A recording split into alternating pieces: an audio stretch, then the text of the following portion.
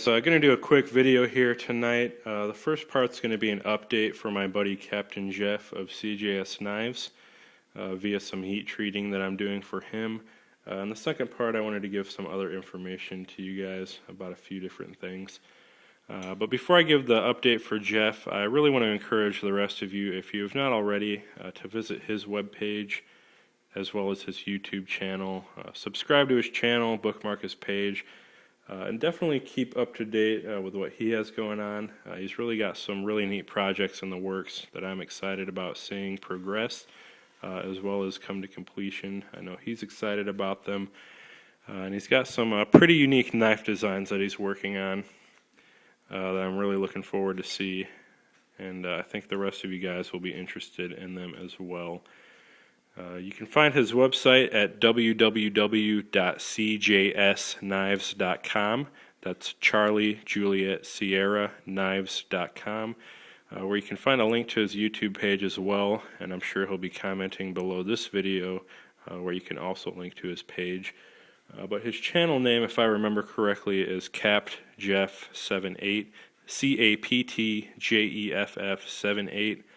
And he's been uploading some videos recently on some things he's working on, and I'm sure he's going to be uploading some more in the near future on some projects he has in the works as well, which again are very interesting, very exciting. So definitely keep up to date with him, check those out.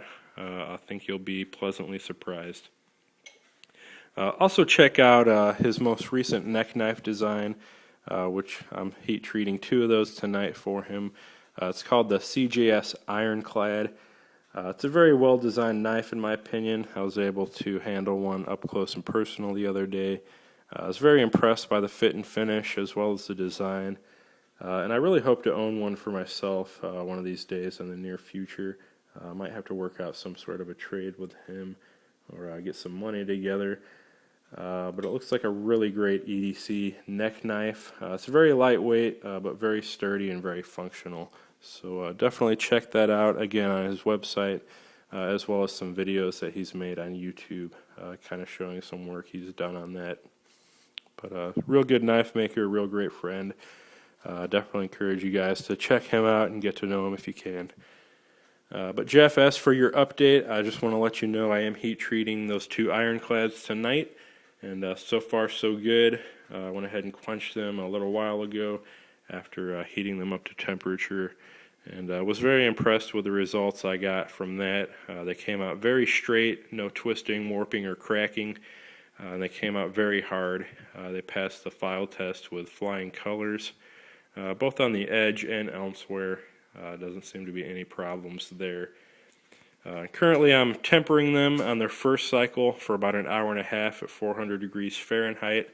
Once that's done, I'll pull them out and let them cool to room temperature, stick them back in for about another hour or so, and those should be done looking somewhere around 1 o'clock in the morning, and which is no problem, but they'll be done again fairly soon, and you can pick those up whenever, or if I need to drop them off, that's fine too.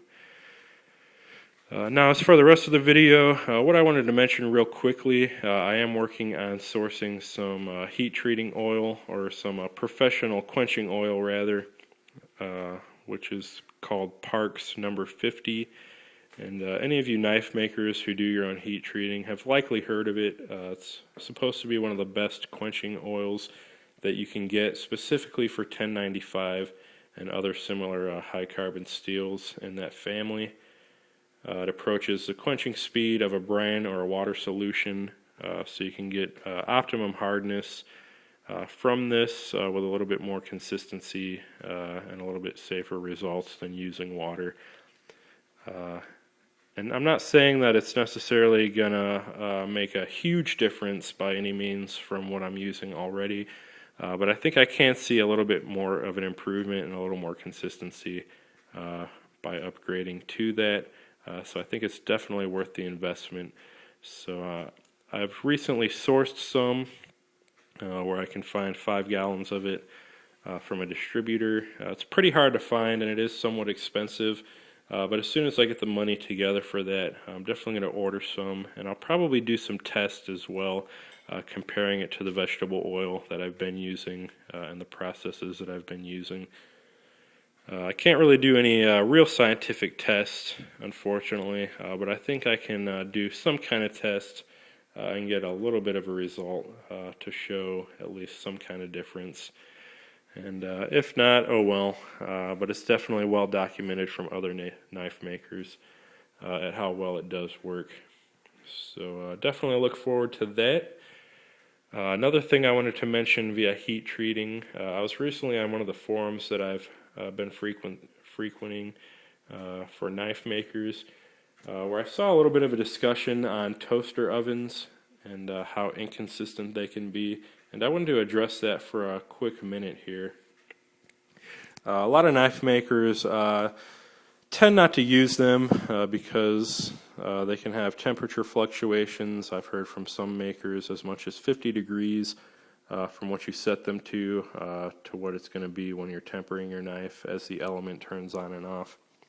There's also issues with getting the same temperature that you're setting on the inside of your oven as well. And I wanted to address that and just mention that in my experience with the more mid to high quality toaster ovens, I don't really think that's as big of an issue. For one, I definitely recommend getting an oven thermometer. As you can see, I have one inside there, just for gauging most accurately the temperature on the inside. It's definitely not going to be what your dial's set to. You will have to do a little bit of adjusting and playing with that. As you can see, we're right at about 400. Maybe you could see that. Yet on our dial, we're probably at about 375. So there is some fluctuation there. Now addressing the fluctuation of the temperature as the coils turn on and off, or the elements turn on and off, I think that's really most often attributed to just having a cheap toaster oven. Not that you have to go out and buy an electronic one that costs $80 to $100 or more. This one here costs about $40.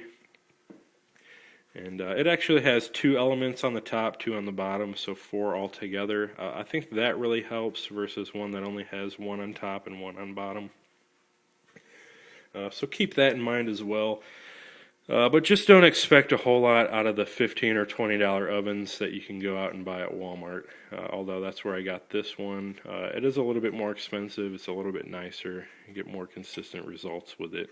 And I have very closely monitored the temperature on my gauge, and there's really very little fluctuation at all, no more than a couple degrees here and there in my experience, which shouldn't be that big of an issue. So that's kind of all that I wanted to address in this video. I might make a couple more tonight if time allows. But Jeff, I just wanted you to know that your heat treat is coming along very well. It will be done tonight. So definitely look forward to that. I know your customers are looking forward to their ironclads, and I'd definitely like to get one in the future as well. So keep one on the back burner for me, and maybe I'll get one of my neck knives to you as well. But anyway, thanks for watching, guys. I appreciate all the subscribers, all the new subscribers that I've gotten recently. And definitely encourage you guys to rate and comment. Subscribe if you have not already. And definitely stay tuned for more knife making related videos in the future. Plenty more to come. I got a lot of good ideas.